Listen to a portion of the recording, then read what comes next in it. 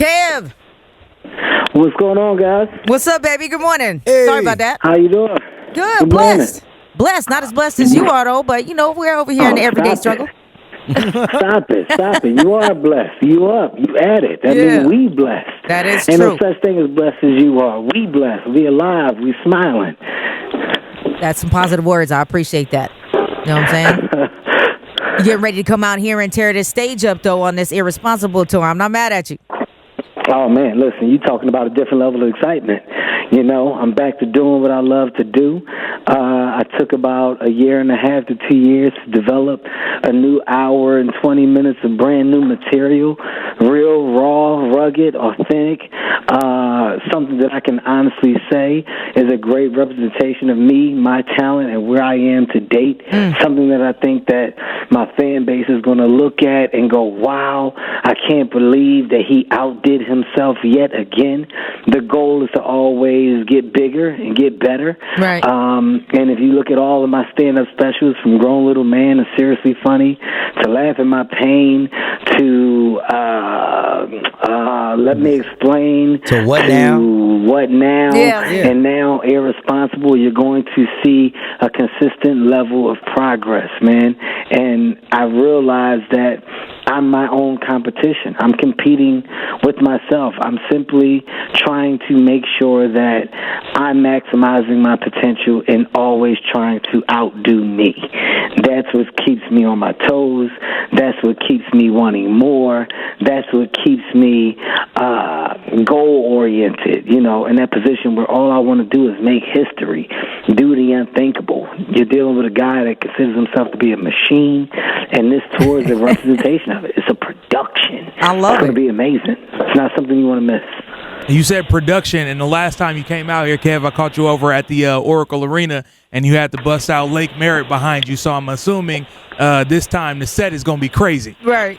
Oh, it's going to be ridiculous. It's going to be ridiculous. Like I said, I'm always competing with myself, so I have to outdo what I did before. And in this particular case, it's going to be something special. I got some tricks up my sleeve that are really going to leave the audience thinking, I just don't know how he thinks of the stuff that he does. I mean, even if you look at the promotion, that I launched with the whole reveal of the Kevins and how the Kevins are arguing with themselves and going back and forth with me, my wife getting on the plane saying she's sick of it, she ain't dealing with no more mess. Like I'm always pushing the envelope and just figuring out ways to engage and keep my audience happy. And this tour is going to be a great representation of that.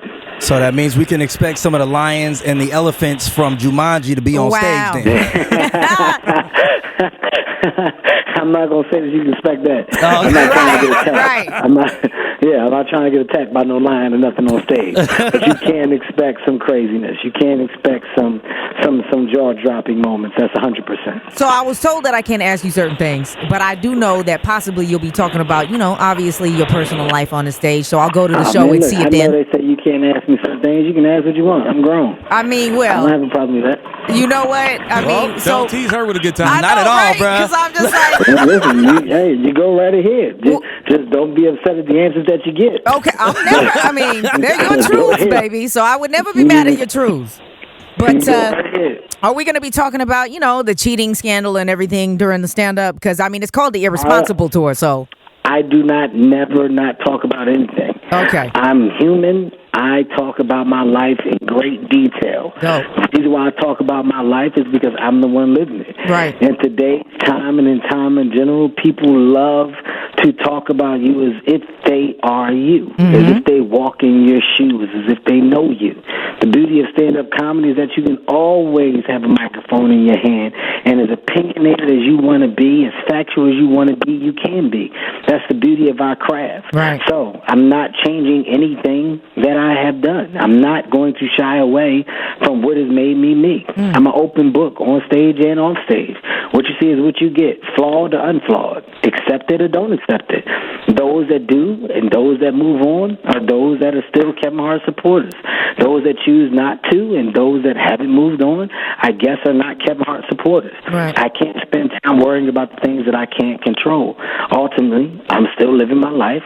My household is still intact. Me and my wife are happy. My kids are happy. I have no complaints right now. I'm a better man because of any mistake that I made in life. Absolutely. Regardless of the person's opinion that may not want to approve, that has no control to say so in what I do. Right. That's True. the beauty of dealing with a guy that has a head on his shoulders that's actually strong and clear. People that are weak get affected by the outside, Absolutely. not ones that are strong. All you do is win and learn. That's all you do. Tis true. Now, Kev, I do have a question. I'm sure you've seen all the stuff that's been going on with Monique and her, her trying to get folks to stay off the Netflix. How do you feel about that being one of the largest comics in the game? I mean, do you think that her point is valid? I mean, that's none of my business. It's not something that concerns me. You know, I think people get so caught up in worrying about the next man or the next woman and what they're doing. It has nothing to do with me or my movement or my progress. You know, I don't have time to worry about what this one's getting or that one. Ultimately, I love Monique. That's forever a sister to me. I mean, you talk about Soul Plane, that's the first big movie I did. She was a part of it. You know, naturally, people go through things. People want things. It's life. Right. Sometimes you're going to get it. Sometimes you don't. Hopefully, you move on from it and you either progress or you digress. In this situation, all I can do is just simply say I want the best for her, and I hope that ultimately the things that make her happy come in life. When it comes to me and what I'm doing, that's the only concern that I have. This household, this last name Hart, my wife, my kids, my family. Outside of that, I can't control shit. So I'm sorry about that. No, you're good. I can't control nothing. So my opinion carries no weight to those topics where it has no value. It's not concerning me or involving me. I will say there's two things that I adore about you, and I'm positive you're going to talk about being a daddy on the stage because you've been doing it a while. You know what I'm saying? Especially with the brand new baby. I love all the pictures of you and the little boo. My God. Little shirtless daddy pictures. You know what I'm saying? I know you're keeping yourself together. Also, your communication and your smirks that you share with The Rock on social media, I highly enjoy. Big dog. That's my guy. That's my guy, man. You know, I think the one thing that people will always see and respect is that I prioritize. I make sure that I put my family before anything, and you know, my kids understand that. And when your kids see that and they know that no matter what, we know who our dad is and what he does, but he's just dad to us, that's a different level of happiness that you have when you close your door at home. Because your home is a home. Right. Your home doesn't become the place of entertainment. It becomes a place of silliness and smiles and life lessons that you choose to pass down and that they choose to pass up. You know, I learn from my kids as they learn from me. Me and my wife are learning from each other on a day-to-day. I'm just growing up. I'm almost 40. So, you know, it's amazing how life comes full circle, and it's amazing the respect that you have for the things that you had no idea that you would one day see and understand. The relationships that I value, when you talk about The Rock, you know, when you talk about friendships that are now brotherhoods, you know, me and Q, me and The Rock, me and Will Ferrell, you know, you're looking at people in the business that aren't just co-workers. These are family members.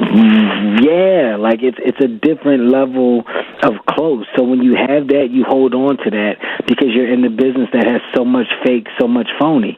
So you don't surround yourself with that. You know, you don't see me hanging out with every Joe Blow. You don't see it. You see the same people around me on a regular basis because I'm very careful about the people that I let into my circle. You gotta be. Extremely careful about that. Yeah. Well, I respect your level of clarity, man. Like you definitely know who you are, what you're doing, and what you're trying to accomplish, and you know what to do with yourself and your family. So it's beautiful. 100%. I can tell you guys something, and I will say this day in and day out. And this is what people don't. I won't say people. I think some people have a hard time understanding. Everybody puts so much weight on somebody else's opinion of them. Everybody puts so much care and emotional energy into what people feel or think about the moves that they're making. I don't understand how that works or why that works, because negativity only comes from people that envy you and the moves that you're trying to make. You don't see successful people hate. You don't see goal-oriented or dreamers or people that work their hardest hate, because they're too busy working on themselves. The only people that can be negative are people that have no idea who they are or how to get to what they want. So the only thing they choose to do is bring others down. Yeah. Why involve yourself in that world? I'm a comedian. I make people laugh for a living. I have a purpose. My purpose is to put smiles on people's faces, nothing more. I make the world happy. I'm happy with that. I have nothing to complain about. I'm happy for you. I'm so happy for you, baby. And we're going to be happy to see you out here 3 times. You've got 3 different shows you're going to be doing out here in the Bay with this Irresponsible Tour. I can't wait, man. I can't wait. The Bay has always been good to me, which is why the Bay is a definite stop on any and every tour that I do. Like I said, it only gets bigger. It only gets better.